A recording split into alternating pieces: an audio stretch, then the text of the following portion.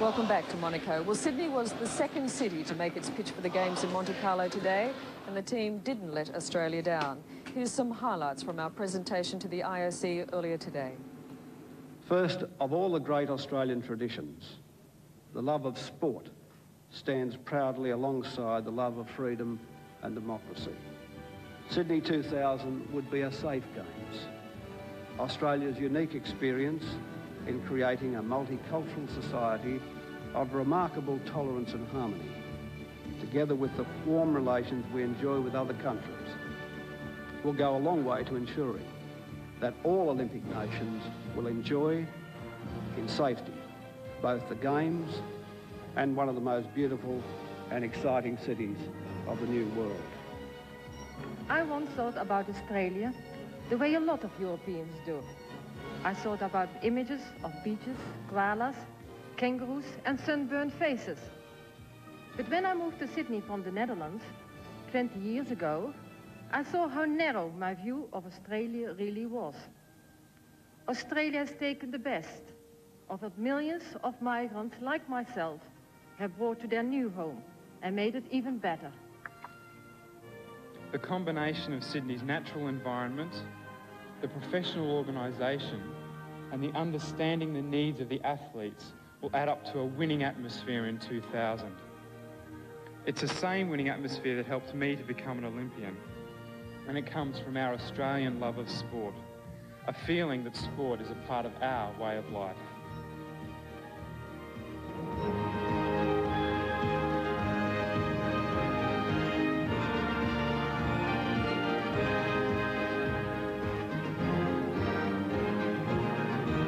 Sydney is a friendly city, where it doesn't matter where you come from. We are all Australians together. We eat together, learn together, and play sport together. And that's what the Olympics really means to me. It's bringing the young people of the world together to celebrate sport and friendship. Of course, I won't be young in the year 2000. I'll be 18. But I'm already a volunteer for the Sydney Games, and so is every single one of my friends. Like them, I'll do anything just to be a part of the Olympics. Australia's loyalty to the Olympic movement has been unbroken throughout this tumultuous century.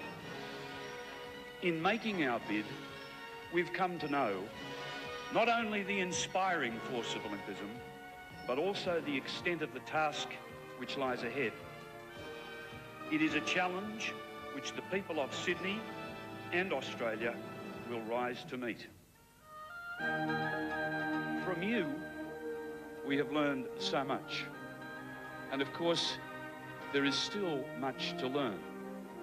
But in closing our presentation, we make you the promise that a successful Games in 2000 will be our unrelenting commitment. Our pledge to you today is that a successful Sydney bid will protect and promote all those principles and traditions that you have protected and promoted for so long. Our fervent hope is that the choice you make today will give Sydney the honour of delivering to you an Olympic Games in the year 2000, which will strengthen even further the glory of the Olympic movement. Mr. President, on behalf of our entire team, on behalf of all Australians, and on behalf of all the peoples of Oceania, we humbly submit the Sydney 2000 bid.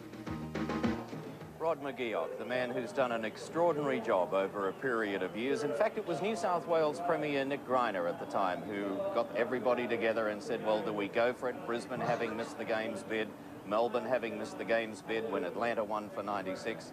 They made the commitment. They decided that they were going to launch a Sydney 2000 bid for the Olympic Games. And there's the man who, along with others, but has been the front man for the bid, Rod McGeoch, and he's done an extraordinary job. Well, in 59 minutes from now, Elizabeth, as we sit and chat both sides of the world, we will know whether Sydney has succeeded, whether all the hard work has paid dividends. We certainly will, Steve. I've got to say, the rain is tumbling down in bucket loads, which I'm always advised is good luck. Oh, really? Yeah, that's what everyone says when I'm, you know, sort of sopping wet. I think, don't worry, Liz, it means it's good luck. But I have to say that the other thing that struck me about the presentation, Steve, was it was a very emotional thing, and just about everyone I spoke to, who was Australian, of course, felt very moved by what we did, and it was a good effort. It was a tremendous effort, and sitting all these many thousands of miles away, looking, as I said to you earlier, only at the Australian presentation, it was an extraordinary, spine-tingling, chilling experience for us even here, watching the likes of Rod McGeoch and Prime Minister Keating, Anita Keating, and that little secret weapon, you devil, that you knew about but wouldn't even tell me. No, she wouldn't tell anybody herself. I mean, Yeah. it was the biggest secret that she's ever been asked to keep, and in fact, she apologised to her schoolmates for not having let on about it. But we've got to remember Kevin Gosper, the Vice President of the IOC, Yes. who's an Australian, led the presentation. He seemed quite nervous to me, which was interesting because he's speaking to people he knows quite well. The IOC delegates, as you know, Steve, are a fairly mixed bunch. As you pointed out, 36 of them are from the European bloc. And they average in age of something like 65.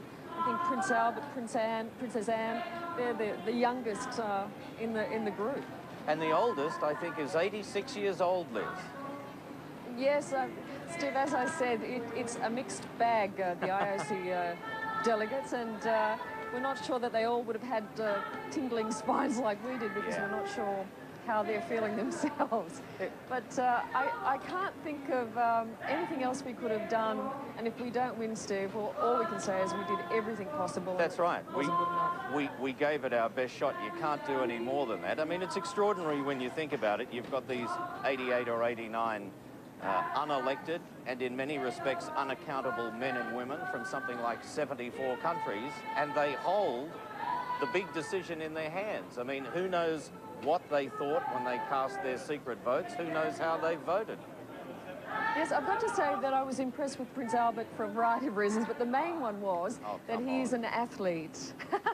No, he's an athlete, Steve, and I felt that he really understood what it was all about. He agreed with Prime Minister Paul Keating, who said that keep the politicians out, it is a sporting event. So let's hope that's what happens. Let's hope indeed. Well, on this special edition of the Today Show on the National 9 Network, we're coming to you as I speak from the International Overseas Shipping Terminal on the shores of Circular Quay.